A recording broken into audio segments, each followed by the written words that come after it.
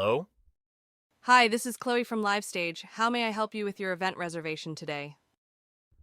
Imagine an entertainment venue where every reservation is managed flawlessly and every guest is treated like a VIP.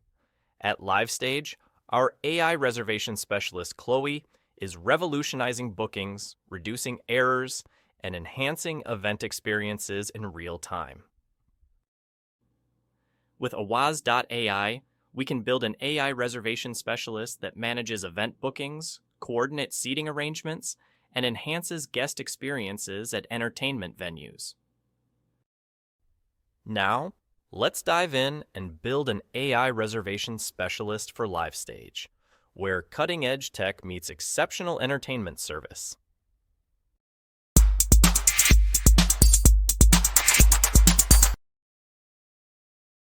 Now, we'll follow a step-by-step process where I'll guide you through setting up this exact funnel for your business. If you follow these steps, you'll be able to set it up on your own using Awaz.ai. The first step is creating an account with Awaz.ai. The second step involves connecting phone numbers and setting up a calendar, creating the agent, setting up actions, and defining tags. We need to click on Create a New Agent, give it a name, and get started. So, I'm going to use one of the agents that I've already created. Now, in this part, we need to give the agent a name. This will be the name of the AI agent that will call your leads. Select a voice. We have all different kinds of voices and accents that you can choose from. Select the language of the agent. Do you want the AI agent to sound American, Indian, British, European, Spanish, etc.? You can also add background sounds to your AI agent, such as mimicking the AI agent sitting in a coffee shop, outdoors, or in a convention hall. The company information box is where you define your company and the product that you want the AI agent to know about during conversations. The agent's objective is the goal of the agent.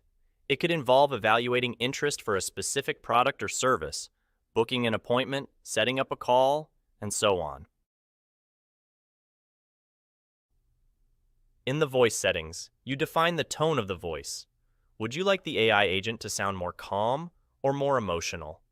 Voice speed is where you can adjust the pace and speed of the AI agent's voice.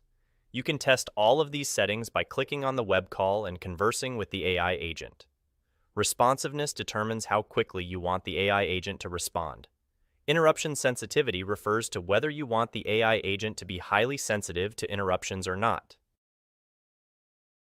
Enabling backchannel allows your AI agent to use filler words like yeah or huh during conversations, indicating active listening and engagement.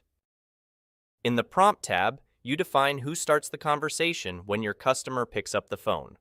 Would you like the AI agent to initiate the conversation, or would you prefer the customer to start the conversation with the AI agent waiting for them to begin? In the Custom Greeting section, you define the opening sentence the AI agent will use at the beginning of the call. You can utilize variables such as the contact's name, first name, phone number, or email. An ideal scenario might be, "Hey Mike, it's Chloe from Dubai Estates. How's your day going so far?" In the Agent Prompt section, you provide detailed instructions to your agent regarding the desired conversational style, personality, and whether the AI agent should follow a script. You can input the script directly here. This model operates based on the instructions provided to the AI agent. Depending on these instructions, the AI will act accordingly during the call and perform specific actions. For instance, if you have a script to follow, you can simply paste it here. The best approach is to continuously adjust the prompts and test the agent until you find the perfect fit that effectively executes actions for your business's specific use case. In the Actions section, you define custom actions you want the AI agent to take during or after the call.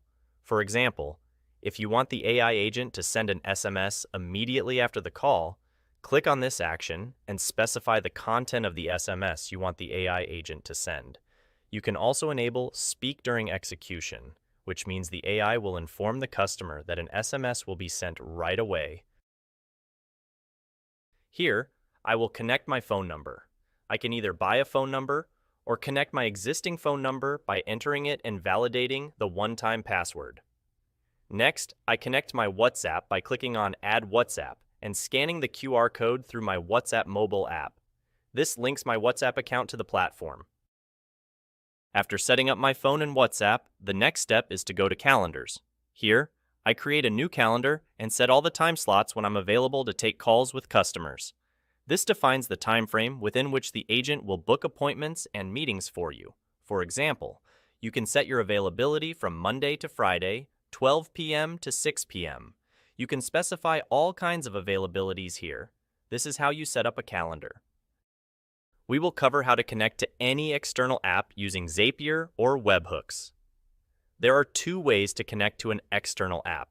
The first way is to send specific contact information to an external application, which can then take actions for that specific contact or lead.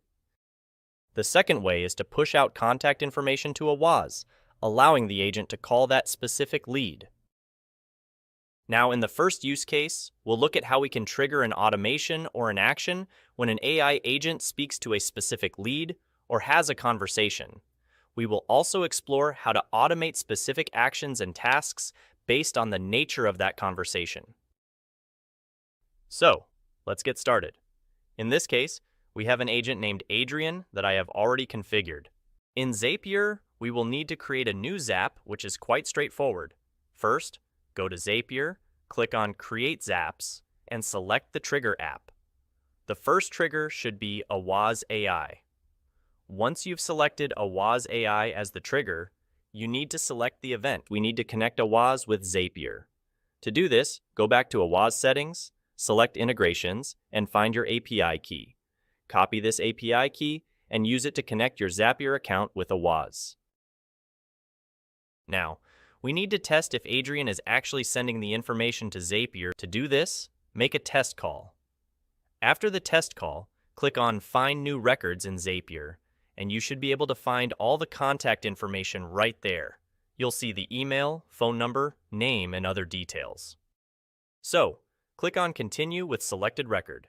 Now, let's say you want to send an email. You can use Gmail, connect to MailChimp, SendGrid, or any other email software to push that contact into the specific software. For this demo purpose, we're going to select Email by Zapier. This means we're going to send an email automatically through Zapier itself. The event will be Send Outbound Email. Click on Continue. The to address will be the email address you want to send an email to.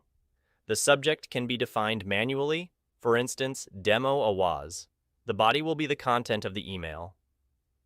You can also add an attachment, specify the from name, in this case Adrian our agent, and a reply address, in case the customer replies to our email. Click on Continue, and now you can test it. So I've got all my data here. We're going to test the step. The test was successful, and the outbound email was sent out. Now I can publish it. Once published, anytime Adrian is speaking to a customer through a campaign, and the customer says, "Send me an email," Zapier will automatically trigger and send an email to the customer. Let's go ahead and check if the email was received.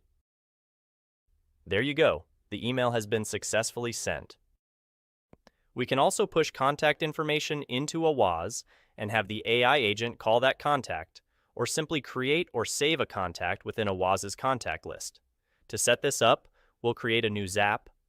Let's go back to Zapier and click on Create New Zap. Now, let's say I want to trigger an action from a Google form. For this demo, we'll use a Google form. However, you can send out contact information from any other external CRM or application that you're using. I'm setting it up so that anyone who fills out the form on my website has their lead sent directly to a WAS, and I want an agent to call that specific lead. We're going to select the event New Form Response, which means anytime a new response is generated from the form. You'll need to connect the form here by selecting it from the drop-down menu. The form I'm selecting is Enterprise Solution. Let's test it out. As you can see, I've got all the details here of the formula. Please ensure that in your form, you include the collection of the phone number, whether it's on your website, a Google form, or an external CRM. This is essential for the AI agent to call that specific lead and make sure the phone number includes the country code. Next, click on Continue with the selected records. Anytime a lead is pushed through, I would like a WAS to call this lead. So, I'm going to select a WAS. In the event type, we will be selecting Make a Call. You can also choose to update the contact. In this case, a new contact will be created and added to our list, which is the unsigned list, the default list where all your contacts are added. However, for this use case, we want Adrian to call that specific lead. So, we're going to go back to the integration and select Make a Call. Click Continue and connect your AWAS account here. The agent ID will be the agent's name, which in our case is Adrian. The From number will be the number you want to call from. You can find and connect all the numbers in the Settings area under Integrations and Phone. Select one of the numbers you want to use to call. For the contact name, use the name collected in the form. In our form, the contact name is Mike.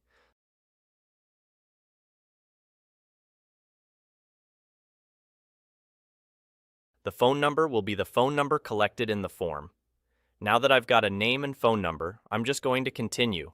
When I click on Test, it will automatically call Mike at the number provided, using the selected number from AWAS. Now you can test it and publish it. Now, what's going to happen is that anytime contact information is captured in your Google form, it will be sent to AWAS, and a call action will be automatically triggered. So, whenever a lead fills out the form, they will receive a call from Adrian. You can do this with other software as well, such as your CRM, email software, or forms on your website. For instance, you can have a form that says, "Call me right now," and then create a Zapier integration to automatically initiate a call using our AI agent. That's about it. That's how you use Zapier to trigger automated actions from and to AWAS. Any tests conducted in your agent settings or new campaigns launched will have all calls recorded, and you can find them in the recordings section. Here, you can view all the details of each contact, including whether it was a web call or a phone call, inbound or outbound, the cost of the call, the date, time, and outcome. You'll see if there was a pickup, if a result was achieved, if the call was busy, failed, or had no answer. All these details are available in the recordings section.